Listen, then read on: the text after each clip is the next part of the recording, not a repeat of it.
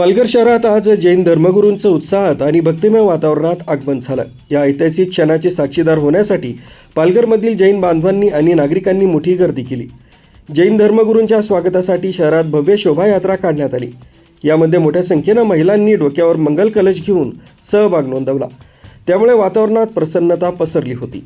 मिरवणुकीच्या मार्गावर ठिकठिकाणी धर्मगुरूंवर पुष्पवृष्टी करण्यात आली। जैन धर्म की जय आणि जय गुरुदेवांच्या जय घोषानं संपूर्ण पालघर शहर दाणानून गेलं होतं। उन्हाची तमानं बाळगता आबालवृद्धांनी आपल्या लाडक्या धर्मगुरूंचं दर्शन घेण्यासाठी रस्त्याच्या दुतर्फा गर्दी केली होती। अनेक भाविक धर्मगुरूंच्या पालखीसमोर नतमस्तक होताना दिसले। या मोठ्या सोहळ्यासाठी जैन समाजाच्या वतीनं उत्तम नियोजन करण्यात आलं होतं। त्यामुळे वाहतुकीला अडथळा निर्माण झाला नाही।